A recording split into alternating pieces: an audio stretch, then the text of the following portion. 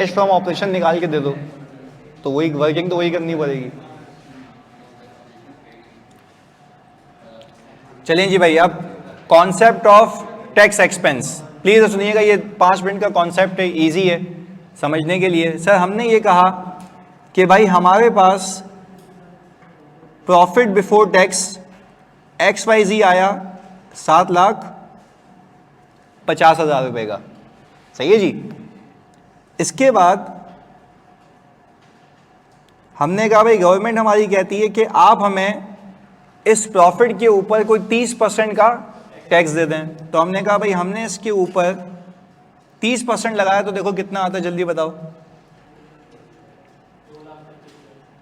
आपने कहा सर 2,25 का आपके पास आ गया ये टैक्स, तो आपने सर जब इसको माइनस किया तो आपके पास आ गया प्रॉफिट आफ्टर टैक्स। कितनी आती है अमाउंट? आपने कहा सर 5,25 की अमाउंट आ गई प्रॉफिट आफ्टर टैक्स। खैर सर हमने ये देखा इसके साइड में कि जब हमने इस टैक्स एक्सपेंस की एंट्री बनाई तो वो एंट्री ये बनी होगी टैक्स एक्सपेंस डेबिट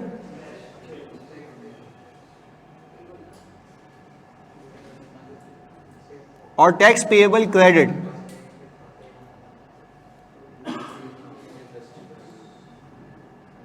$2,25 यानी अभी हमने टैक्स की लायबिलिटी क्रिएट की है। होता ये है कि जब आप टैक्स की लायबिलिटी क्रिएट करते हैं आपको रिटर्न भरने में टाइम होता है, तो 31 दिसंबर अगर आपका ईयर एंड है तो आपका रिटर्न जाके सितंबर में भरा जाएगा।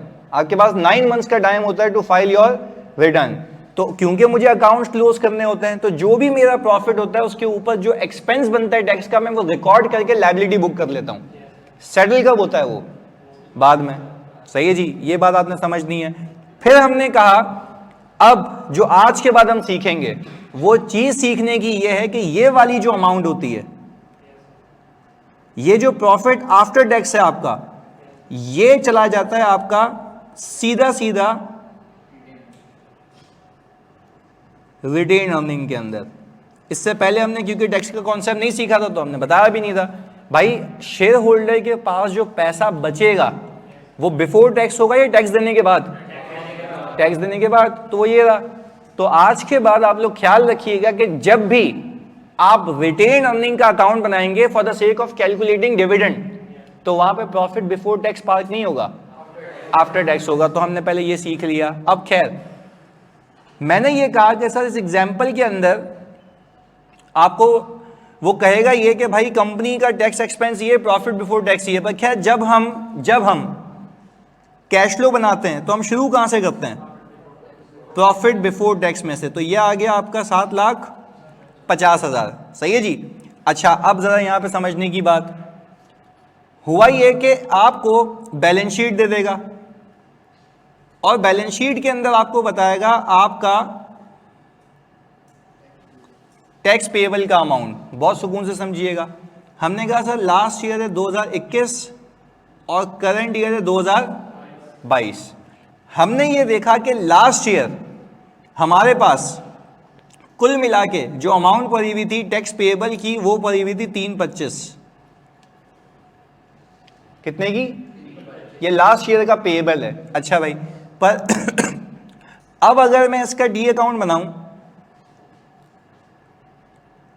और टी अकाउंट बनाएंगे सर हम टैक्स पेएबल का, ओपनिंग टैक्स पेएबल कितना मौजूद है?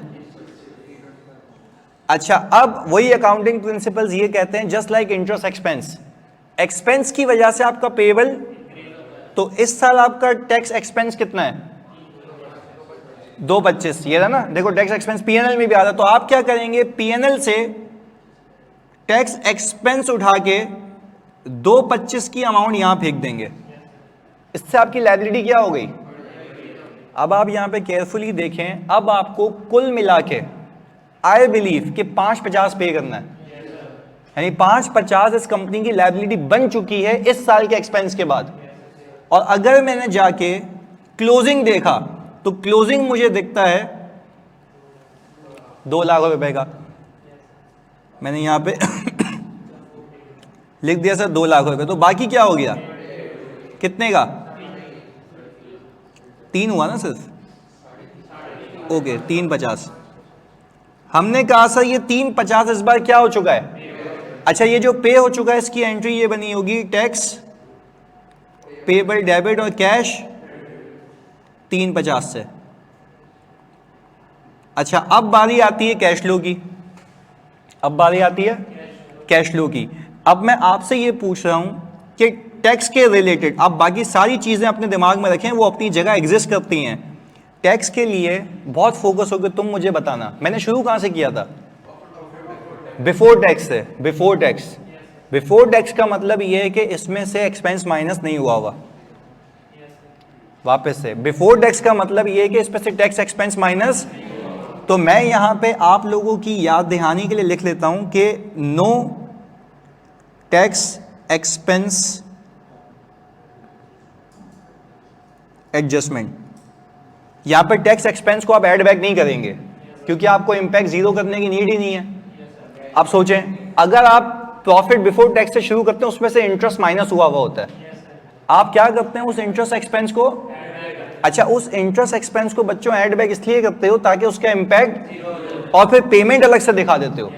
पहले बताओ यहां तक बात की क्लियरिटी है। बट यहां पर आप सब मुझे गाइड करें, आप यहां पे ये जो टैक्स एक्सपेंस है 225 का, इसको ऐड बैक क्यों नहीं कर रहे, क्योंकि सर कुछ माइनस ही नहीं हुआ हुआ तो ऐड बैक करने का कोई तुक नहीं बनता। पर हाँ एक बात है, जब कुछ माइनस नहीं हुआ हुआ मतलब ये कि इंपैक्ट ऑलरेडी जीरो है।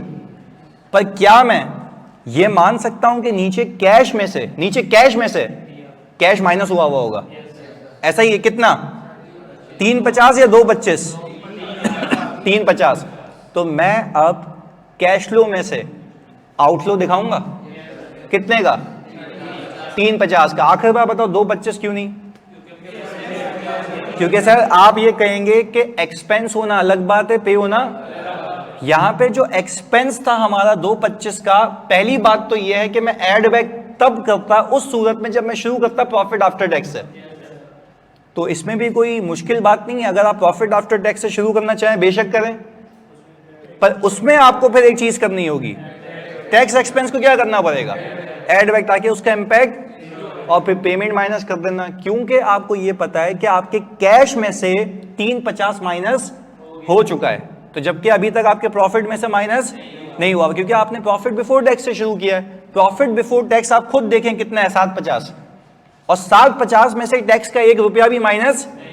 पर if you talk about cash outflow, तो क्या 350 आपकी जेब से जा चुका है, तो 750 में से वो माइनस नहीं हुआ हुआ, कैश में से 350 माइनस हुआ हुआ, तो हम भी क्या करेंगे माइनस कर देंगे ना, लेस करेंगे, क्योंकि वो कैश आउटफ्लो है।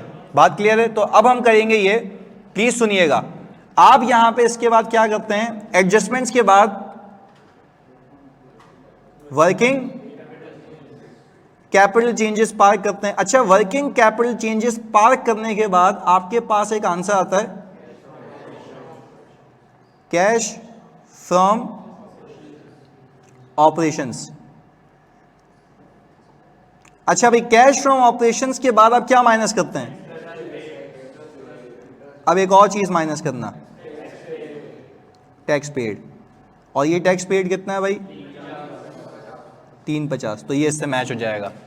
पहले तो बात क्लियर है। यानी एग्जाम में या प्रैक्टिकल लाइफ में अगर आपको टैक्स पेड की अमाउंट निकालनी हो तो आप टैक्स पेबल का अकाउंट बनाएंगे। टैक्स पेबल के अकाउंट में टैक्स एक्सपेंस कहां से आएगा, पीएनएल से वो इस सवाल में कितना है 225 का टैक्स एक्सपेंस ओपनिंग कितना था 325, कुल मिला के हो गया 550 में से कितना बचा हुआ है, कितना पे हो गया, और 350 आप सीधा सीधा कैश फ्रॉम ऑपरेशन निकालने के बाद माइनस कर देना। Reason being telling your shareholders कि इतना ऑपरेशन से कमाने के बाद हमने क्या दिया है, टैक्स दिया है। और आखिरी बात बता दो, टैक्स एक्सपेंस ऐड बैक क्यों नहीं किया, क्योंकि लेस नहीं हुआ था, क्योंकि आपने शुरू किया था प्रॉफिट बिफोर टैक्स से। पहले बताओ बात क्लियर है भाई, पक्की बात है। ऑनलाइन वालों जल्दी से कंफर्मेशन दे दो फिर हम क्लोज करें क्लास जी।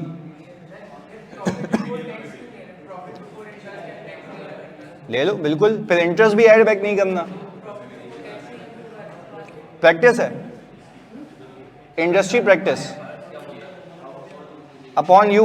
आप कुछ भी करना चाहें कर सकते हैं, सही है। चलें जी, ओके गुड, मिलते हैं अगली क्लास में। PDF दे दूं? दे रहा हूँ अभी।